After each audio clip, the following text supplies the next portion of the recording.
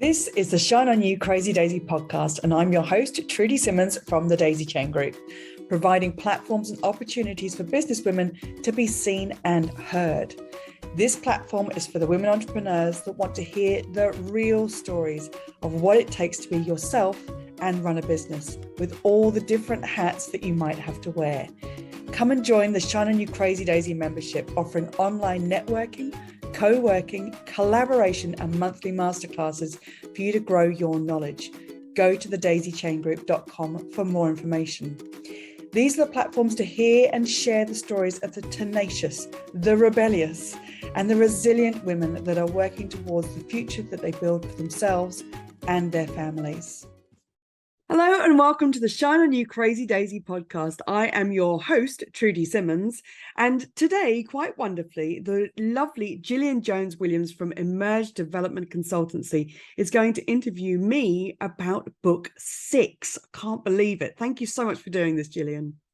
I absolutely cannot believe that this is book 6, and how when we first started to do these podcasts and do the chapters, it was almost a year ago?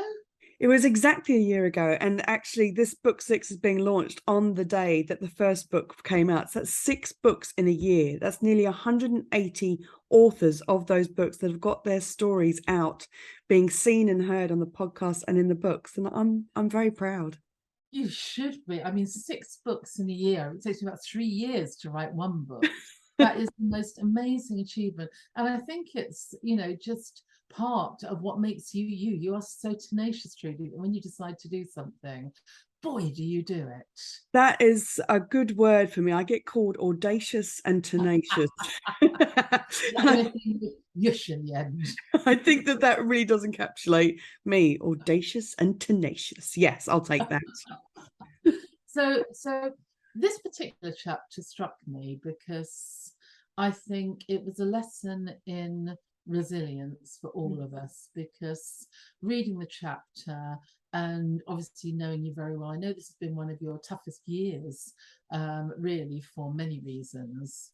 And we'll get to that in a second. But first off, I really liked what you talked about boredom and feeling like ants in your pants, because it's a strange thing, as businesswomen, we don't really get bored in the sense of I've got nothing to do, I'm bored. It's a different type of boredom, isn't it? It's definitely a different kind of boredom. And for me, it always feels like I need to do something differently, or I need to find a new challenge, or I need to find the next thing. I need to dream. I need to take action. And what I get told by people is relax, calm down, take some time out. And I'm one of those, can't relax, won't relax, especially in that feeling of boredom. It's almost an important part of my process of being able to say, oh, crikey, I'm bored. What's next? And then I can take action on something, or I can start listening or looking for opportunities. But until I reach that point, I can get into a comfort zone that feels like everything's fine. And I don't like fine. I like challenges. So yes, absolutely take action in that feeling of boredom is me. It's very interesting because sometimes when I'm coaching people, I talk about them being in a fur-lined rut. Where they get so comfortable with things and it goes on. But it sounds to me like you're never comfortable in fur-lined rut, and you've always got your head above the parapet. So yeah. Where are we off to? Yeah. It's funny. I love that analogy because I can feel it like, oh, a fur-lined rut, that's quite comfortable. But to me, it feels like it's rubbing up against me and going, come on, how are you going to move out of this? I need to do something. God, I need to do something now. Digging a new trench, yes. But what really struck me about this chapter, and some of what you shared, and I think it's something that for all women we go through, sometimes things in your life don't go the way that you want to, and that feeling also of having to work in a system or an environment when you have no control over some of the things that have been happening to you. So it sounds like this last year has been quite a test for you. So how have you shown up, managed it and been so resilient? I think that and it's not about the situation as much as it is how we as businesswomen react. and what is put on us and what we take on. And I think that I have had to learn so much in this process of the last year that it's opened my eyes to so many different ways in how I react and how I can do things differently and better. But what did happen is that I didn't feel bored. I didn't feel creative. And it was a strange, prolonged feeling because each day, week, month, I thought that it would change. I was waiting for the change to happen where I would wake up and go, I'm ready, I'm back. And because it was a prolonged sense of trauma for a year, I just didn't have it in me. So it didn't feel like a slump, but I didn't allow it to feel like a slump in my business and for myself, because I could only do what I was doing. I could only be as visible as I was being, and it wasn't a lot because I didn't have it in me. So it was a weird, prolonged feeling of not feeling creative or bored, just numb, just getting through each day as I was able to. And that's not a comfortable thing or that anybody wants to sit in, but I couldn't do anything about it. So you just get on with it. Yeah, that's one of the coping mechanisms, isn't it? When it's hard to control things, you just do have to take one day at a time and to, manage what is happening in that day. And I think it's so powerful that you talk about this, because I think for many business women, suddenly, when everything's going well, everything's riding high, they can get this feeling. And it's about how do you just get out of that slump? Yeah. And also in that feeling, I was lucky in that my business, I wanted to show up for the things that I do. So I hold the networking events. I hold the accountability club, the VIP of Shiny Crazy Daisy. I had coaching clients. And for those people, I wanted to show up, but that was it. So it wasn't about, I want to give up on everything. I want my business to go. I can't do it. It wasn't that feeling. I wanted to show up to what I was doing, but I couldn't do any more. I couldn't think outside of what's the next growth? What's the next thing? What's the excitement? Where's that going to come from? I didn't have the capacity to think of systems and technology and graphics and all the things that go with running any business. So I did what was necessary. And I think that's so important, isn't it? To feel that that's okay. Yeah. Because if you're at a point in your life, we always think, and often people say, well, they will think that I'm not doing this, or they will think I'm not as good as I was. So who are these they? Who are they? We don't really know, but we just think that they're thinking that. And to be able to allow yourself to examine how you feel and feel that way, and that it's okay, and know that things would change and you'll do what you can. I think it's very important for anybody, really.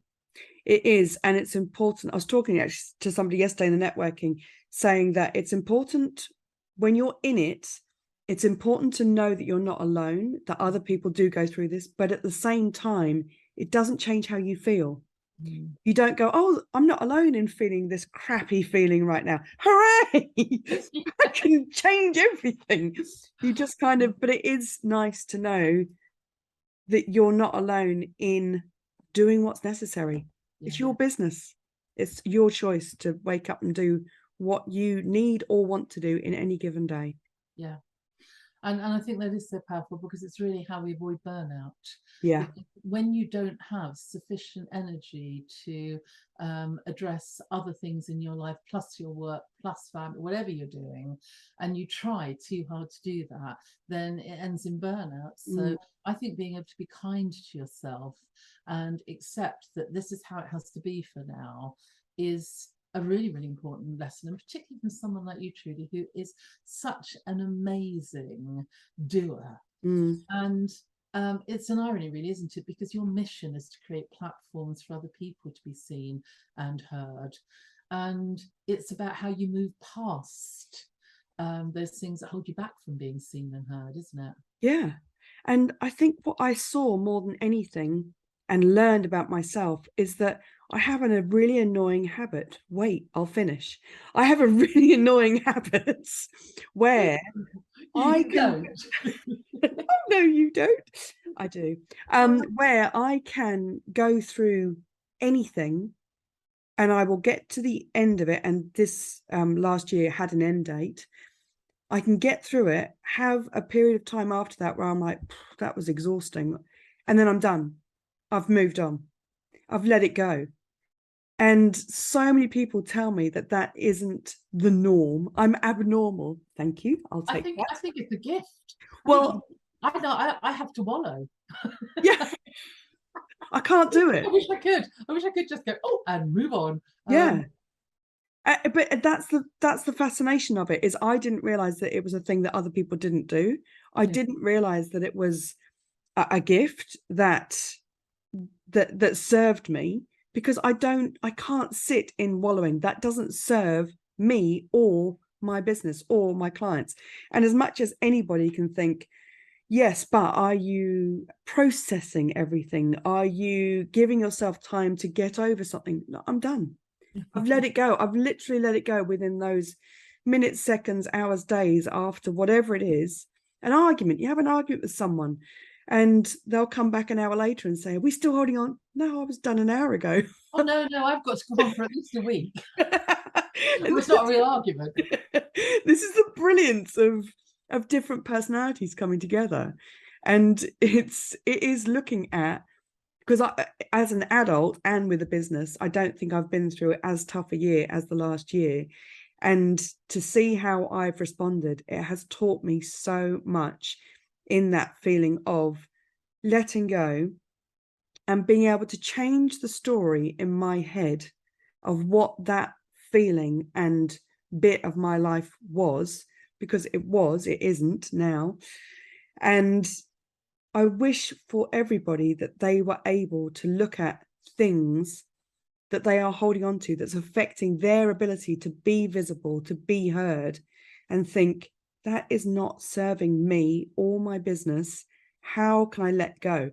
And I'm not saying that everybody has this knack, this talent to be able to let everything go, but work out how to change that story that's in your head that's affecting you. Because believe me, in all of these things, those things that are affecting you are not affecting the other person, the other people in the same way. It's just so true, isn't it? The narrative that we create. And I have to say, knowing you so well, Trudy, and being with you this year, I have stood in awe and admiration as to how you have gone through the process and how you have done this, and you're absolutely right, and watched you go, okay, yeah, I'm moving on from that. And you've been incredible with it, and I think a huge lesson for everybody to really to think about, how does it serve us to hold on to things. I think that's the message that you're sending in this chapter. Yeah, I hope so, because it is life-changing and this is after, I don't know, 10 years of counseling over my life, that I get to these wisdom points and I think, oh, I must have just come up with this myself. But I do hope that people listen to this, it either pushes a button and they think, God, that would be easier if I could just do that, or they think, there is a story that I want to change and I'm going to think about how to do that. And it's always your choice. Yes. And sometimes when you're in it, you don't realize it's your choice, but it is your choice. I could talk to you about this all day, but of course we need to finish up. And at the end of these, there's always one of three questions we ask. And today I'm going to choose favorite book at the moment for business. Favorite book is Brené Brown, Atlas of the Heart. Oh gosh.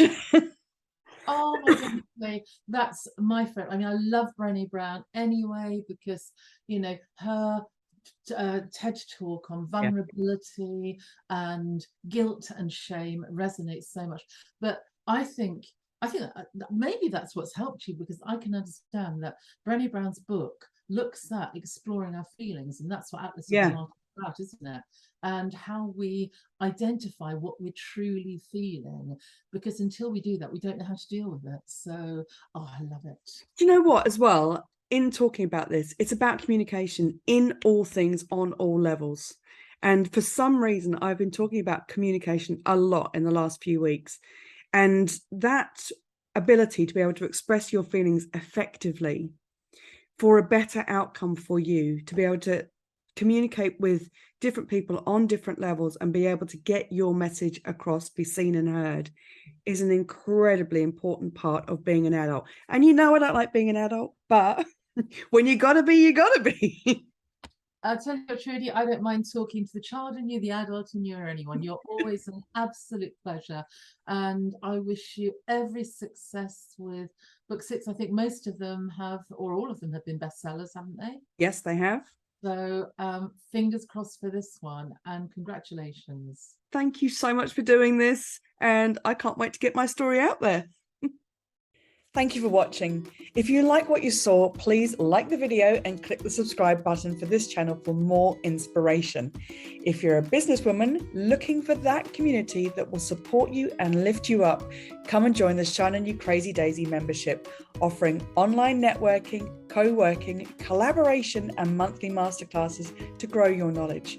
Go to thedaisychaingroup.com for more information.